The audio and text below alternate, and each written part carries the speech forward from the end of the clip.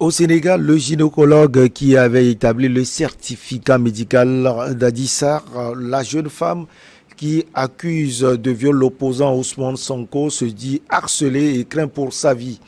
Alors que l'affaire est encore devant les tribunaux, des individus qu'il n'identifie pas le suivraient et attaqueraient régulièrement sa voiture. Il demande donc à être protégé. L'ONG Amnesty International lui apporte son soutien et a appuyé sa demande auprès du ministre de l'Intérieur. Bonjour à tous, bonjour à toutes. Bonjour Mamadou Diouf, vous allez bien? Bonjour Michel. Alors, un nouveau rebondissement, est-ce qu'on peut le dire dans l'affaire Adissa? Alors, c'est le gynécologue qui parle maintenant. Est-ce que ce qu'il dit est vérifié? Oui, ce qu'il dit est plus que vérifié. Le docteur Al-Fousseini est un gynécologue qui exerce depuis 26 ans à l'hôpital général de Grand-Yoff. Donc, ce n'est pas un amateur en la matière. Il a établi plein de procès-verbaux, en fait, plein de certificats médicaux dans ce genre de circonstances. Il sait de quoi il s'agit. L'autre élément, ceux qui l'ont connu à Kolda, là où il habite, ceux qui ont fait l'école avec lui, ceux qui ont fait l'université avec lui, ceux qui travaillent avec lui, tout le monde dit la même chose, un homme de principe. Et dans les faits, on revoit ce même homme de principe. Il s'est tué pendant longtemps. Finalement, il a fait une vidéo qui date en fait du 16 décembre, mais qui a été publiée récemment, où il relate un certain nombre de choses de façon extrêmement professionnelle, en respectant le secret médical, en respectant le secret de l'instruction. Mais après l'avoir écouté, il est clair que ce monsieur, effectivement, a subi et continue à subir des pressions. Le problème, c'est pourquoi. Tout le monde sait que le centre de l'affaire, c'est le certificat médical, c'est le rapport qu'il a écrit. Le journaliste qui l'interrogeait a tout fait pour qu'il dise un mot sur le certificat médical, un mot sur le rapport, il n'a rien dit. Le journaliste lui a même dit, mais le certificat médical et le rapport sont dehors, puisque effectivement, ça a été publié sur les réseaux sociaux. Il lui a dit, mais de dire, est-ce que ce qui a été publié sur les réseaux sociaux est vrai ou pas, puisque c'est déjà dehors. Il lui a dit, comme c'est dehors, vous savez ce qui a été dit. Il n'a jamais voulu. Vraiment quelqu'un de très professionnel. De sorte qu'après sa sortie, bien qu'il était déjà respecté, il s'est retrouvé beaucoup plus respecté. Les gens se sont sentis fiers de voir quelqu'un assumer sa responsabilité au prix de sa vie. Parce que c'est ça la réalité. Les menaces sont réelles. Quand il vient dans son bureau, régulièrement, il y a des gens qui sont rentrés pour fouiller, pour chercher on ne sait pas quoi. Quand il le dit clairement, chez lui, vous avez des gens qui sont pointés, qui le regardent. Vous avez une filature qui est faite sans se cacher. Vous avez des gens qui le cognent quand il est dans sa voiture, qui essayent de venir récupérer son téléphone. On a même récupéré de son téléphone les éléments qu'il avait sur cette affaire. Mais heureusement, en tant qu'universitaire très intelligent, il avait confié à des gens qui les avaient mis là où la main ne peut pas arriver. Donc quand on lui a retiré ça sur son téléphone, les gens lui ont remis parce qu'on l'avait gardé quelque part où on ne pouvait pas aller le chercher. On lui a cassé sa voiture, on est allé rentrer chez lui par effraction, etc. Et tout ça est lié simplement à cette affaire, puisque M. Sonko est accusé de viol par demoiselle Adissar. Et dans un viol, le certificat médical est la pièce maîtresse. Heureusement, si ce qui a été ressorti dans les réseaux sociaux disant que c'est ça le certificat médical est vrai, il n'y a pas eu de rapport sexuel la nuit où elle dit qu'il y a eu viol. Puisque le certificat est très clair en disant qu'il n'y a pas eu de rapport sexuel dans les 24 heures. Et c'est lui qui a fait ce certificat médical, c'est lui qui a examiné la dame. On comprend maintenant l'enjeu. Sans compter le chantage, tentative de corruption, il y a du tout dans cette affaire. Le monsieur est resté droit dans ses bottes. Comme il le dit, sa vie est entre les mains de Dieu. Les gens peuvent faire ce qu'ils veulent. Mais bon, la mort viendra d'une façon ou d'une autre. Alors, Mamadou, est-ce qu'on peut déduire directement que ce sont les faucons du pouvoir qui essaient de l'intimider? En tout cas, c'est ce que tout le monde pense. Parce que qui est gêné par le certificat médical?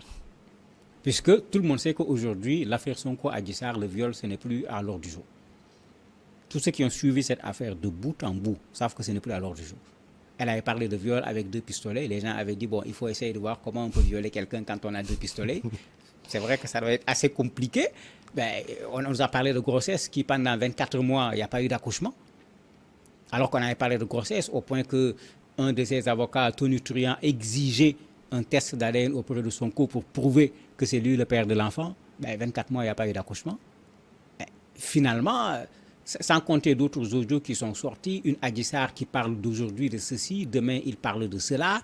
Dans les derniers audios qui sont sortis, elle a reconnu que c'est elle. Dans les audios, elle dit qu'il y a un deal. C'est terrible. En tout cas, il n'y a plus beaucoup de Sénégalais qui croient aujourd'hui qu'il y a eu viol. Le viol, il ne faut plus qu'on en parle. Est-ce qu'il y a eu rapport sexuel? Ça, c'est autre chose. Mais viol, pratiquement, il n'y a plus beaucoup de Sénégalais pour y croire. Et ce qui l'amène avec le docteur Al-Fousseini, quand on revient à lui, celui qui l'a appelé au téléphone, c'est Maître Gabi, c'est un avocat. C'est cet avocat qui a écrit la plainte de Adji Sarr. Qui l'a appelé au téléphone pour lui dire: est-ce que vous êtes à Dakar? Il dit oui. Il est de Kolda, il est du Sud. Est-ce que vous restez à Dakar? Il dit oui. Il l'appelle le lendemain pour lui dire: je t'envoie une personne en détresse. La personne que lui, il a vue n'était pas en détresse. Et un médecin sait faire la part des choses entre quelqu'un qui a subi des viols, d'autant que c'est son métier, et quelqu'un qui n'a pas subi un viol. Mais pire, le même Gabi, Maître Gabi, a envoyé son assistante, qui est une des patientes du gynécologue, qui est venue à l'hôpital comme une patiente pour rencontrer le gynécologue. Mais elle avait un gros sac avec elle. Dans le gros sac, il y avait de l'argent pour le corrompre. Heureusement, l'assistant du médecin était là et l'assistant a vu l'argent. La dame lui a dit d'appeler Maître Gabi. Il a dit: je n'appelle pas Maître Gabi. Si tu es venu pour une consultation, on fait la consultation. Elle lui dit: non, le sac là c'est pour lui. Il a refusé. Ils ont tout fait. Il a refusé. On a essayé de passer aux alentours de sa famille. Les gens leur ont dit: vous ne le connaissez pas. Sur le plan professionnel, appelez son père, appelez tout ce que vous voulez. Ce monsieur ne fera rien qui n'est pas professionnel. Mais dans cette posture, il gêne qui?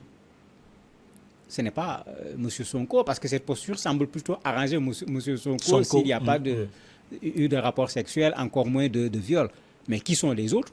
Mais c'est le pouvoir, puisque c'est ça que l'on dit facilement, ou bien ceux qui pensaient pouvoir jouer un rôle pour le pouvoir en faisant en sorte que M. Sonko soit condamné pour qu'il ne puisse pas être candidat, parce qu'aujourd'hui, c'est l'opposant numéro 1 par rapport au président Macky Sall. Et bien sûr, ils sont dedans, le Serigne Mbaye qui a transporté la fille pour amener à l'hôpital et tout, tous ont été entendus, mais vraiment aujourd'hui, comme la procédure est bouclée, on attend de voir qu'est-ce que ça va donner. Un autre élément qui amène les gens à douter, vous avez une dame qui s'appelle Gabrielle Kane, qui a toujours été à côté de Adji Sarr, qui l'a soutenue de bout en bout, qui nous sort une lettre ouverte adressée à Adji Sarr, et dans la lettre ouverte, elle écrit des mots qui font réfléchir. Elle dit clairement: le procès est acté, j'espère que tes accusations ne s'écouleront pas au tribunal. Alors que pendant longtemps, on l'a vu se battre comme vraiment plus que les avocats même pour Adji Sarr. Elle dit ensuite: si c'est le cas, tu m'auras fait mal et tu auras fait mal à toutes les femmes de notre pays. C'est-à-dire, c'est comme si elle est en train de se rétracter, de s'apprêter à ce qui va venir après et qui pourrait ne pas être ce qu'elle avait cru au point d'avoir mené ce combat pendant des années.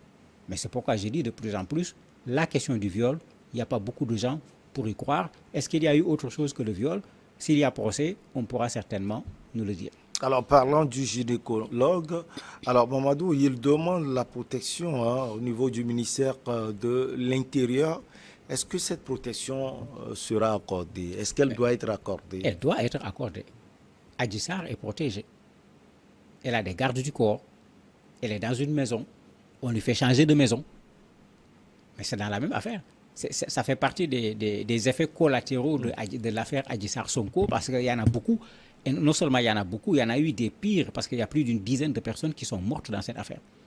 Il y a un capitaine de gendarmerie, très bon travailleur, reconnu par tout le monde, qui a été renvoyé de l'armée. Parce que lui aussi, ce qu'il disait, c'est qu'il y a complot, puisqu'il a fait un procès verbal qu'on a envoyé au procureur, on a demandé de modifier le procès verbal, il a refusé. Pour revenir à cette affaire de viol ou pas. Il y a 2 gendarmes qui sont en partie liés à cette affaire, qui ont disparu. On dit qu'ils sont noyés, alors que c'est ce qu'on appelle chez nous des insulaires. Nous, quand on dit insulaire, on dit que l'enfant a appris à nager quand sa maman même nageait dans le fleuve, puisqu'ils habitent dans les îles. Donc, ils savent obligatoirement nager. On a retrouvé un corps. il y a un autre corps qui n'a pas encore été retrouvé, toujours autour de cette affaire. Et de façon générale, quand vous regardez, c'est des gens qui ont tendance à ne pas accréditer la thèse du viol, qui se retrouvent dans cette situation difficile à chaque fois. Ça suffit quand même pour cette affaire-là. Et c'est pourquoi certains disent non, qu'on ne nous dise pas non-lieu et que l'affaire s'arrête là. Parce que si on ne poursuit pas Sonko, mais il va falloir poursuivre Adji Sarr et poursuivre ceux qui sont derrière Adji Sarr, parce qu'il y a eu mort d'homme, il y a eu des gens qui ont perdu leur emploi, il y a des gens qui ont été blessés, il y a eu des destructions de biens publics et de biens privés, etc. à cause de cette affaire-là. Il ne faut pas que ça passe comme ça, comme lettre à la poste, mais on attend de voir parce que le juge a fini avec son travail. On attend de voir dans quelle direction on va aller dans cette affaire-là. Justement, parlant de la justice, éclairez-nous, l'affaire se trouve à quel niveau? Le juge dit que la procédure est bouclée. Donc maintenant, c'est à lui de nous dire on va faire quoi. On va aller vers le procureur et on verra est-ce qu'on va dire il n'y a pas lieu de faire un procès, ce qu'on appelle non-lieu, parce qu'il n'y a pas les preuves, puisque c'est ce que les avocats de Sonko ont toujours défendu. L'avocat de Adji Sarr, tout comme Adji Sarr avait dit qu'ils ont des preuves, ils ont des vidéos, ils ont des audios, mais jusqu'à la confrontation, rien n'a été produit. Rien du tout. Puisque c'était un peu ça le problème. Tout le monde attendait cette confrontation, elle a eu lieu, mais la montagne a véritablement accouché d'une souris des deux côtés, puisque les preuves n'étaient pas là et chacune des deux parties refusait de répondre à l'avocat de l'autre. Finalement, c'est comme ça que cela s'est passé. Mais si ce n'est pas le non-lieu, c'est qu'il y a des éléments permettant de pouvoir aller vers un procès, mais ils vont le dire et on ira en ce moment vers un procès. Et à partir de ce procès, certains éléments dont ce docteur Al-Fusseini dispose, puisque c'est lui qui a fait le certificat médical et il refuse de parler en tant que professionnel de la santé pour respecter le secret médical, pour respecter la procédure malgré qu'il est menacé. Mais ça montre que cette affaire-là, il y a des choses qu'on cache, mais on cache au détriment ou à la faveur de qui? C'est tout le problème avec cette affaire-là. Et en voyant la lettre de Gabriel Khan, qui a défendu Adji Sarr bec et ongle, mon ancienne intime conviction est en train de devenir tout simplement une conviction. Alors, Mamadou, vous l'aviez dit, derrière cette affaire, peut-être qu'il y a un aspect politique. Ousmane Sonko, c'est l'opposant aujourd'hui au président Macky Sall. Et donc, pour certains, on fait tout pour l'écarter. On ne peut plus parler d'opposant, c'est la bête noire, il faut dire aujourd'hui, pour le président de la République et son camp. Et effectivement, c'est comme si le procès avait pour but de pouvoir avoir quelque chose permettant de le condamner et de l'écarter. N'oubliez pas que c'est la méthode qui avait été utilisée contre Karim. C'est la même méthode qui a été utilisée contre Khalifa Sall également, maire de Dakar, qui a perdu d'ailleurs son poste de maire dans ces circonstances-là. Mais cette fois-ci, à la place de cette discussion, ce légalisme que les gens avaient utilisé pour se battre, les populations se sont soulevées en disant on ne dit jamais 203, mais il n'y aura pas 3. Et ça fait qu'on se pose des questions. Parce que ces personnes que je cite, Serigne Mbaye, Maître Gabi, sont des proches du pouvoir. C'est clair. Comment tu appelles un gynécologue pour lui dire est-ce que tu es là? Tu lui amènes une patiente le lendemain. Tu appelles le gynécologue pour lui dire dis-moi qu'est-ce que tu as trouvé. Il lui dit non, ça c'est une affaire professionnelle. On le met sous pli.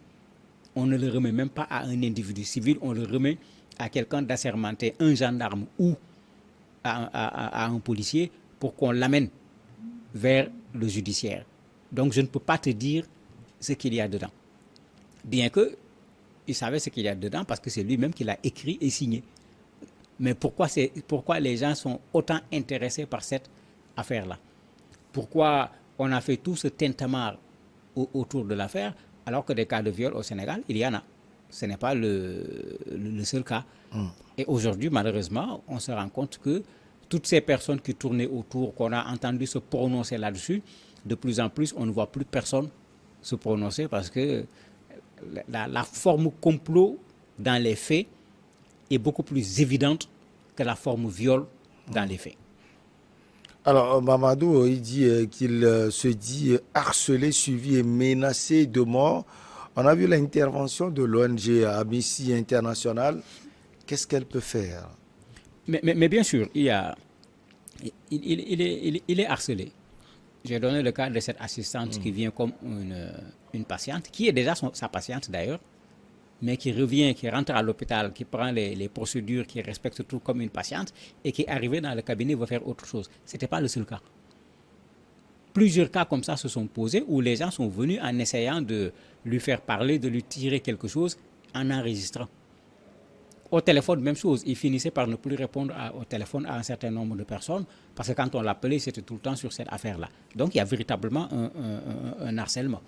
On a cogné sa voiture plusieurs fois. Parce que, comme il est dit, il n'y avait pas une semaine où on ne lui créait pas un accident dans la circulation. On le cogne ou bien il y a quelqu'un qui circule devant lui qui freine subitement pour l'amener à le cogner. Mais ça n'a jamais marché. Mais ça veut dire qu'il y a véritablement un harcèlement. Mais c'est pourquoi Amnesty International a dénoncé. Mais il est du corps médical. Le SAMES, qui est le syndicat autonome des médecins du Sénégal, a également dénoncé. L'ordre des médecins a également dénoncé. Et ils exigent effectivement qu'on lui accorde le minimum en matière de protection parce qu'il a les preuves de ce qu'il dit. D'ailleurs, il a plusieurs fois porté plainte quand on a cassé sa voiture devant sa maison. Il a appelé la gendarmerie, les gens sont venus faire les constats et tout. Il a porté plainte, il leur a montré des éléments de vidéosurveillance où on pouvait parfaitement identifier la personne qui a cassé la voiture, les gens qui sont rentrés dans sa maison. Mais bon, ce qu'on connaissait de la gendarmerie et de la police du Sénégal, en 72 heures, ces problèmes étaient réglés. Ce problème-là, il n'est pas réglé. Depuis 2021, on est en fin 2022. Mais tous ces éléments font qu'effectivement, on se pose des questions sur qui n'a pas intérêt à ce que ce gynécologue continue à dire la vérité sur cette affaire-là. Merci beaucoup à vous, Mamadou Diouf. On va suivre l'affaire jusqu'au bout. C'est toujours un plaisir de vous avoir sur ce plateau. On marque une petite pause et derrière on reçoit notre invité.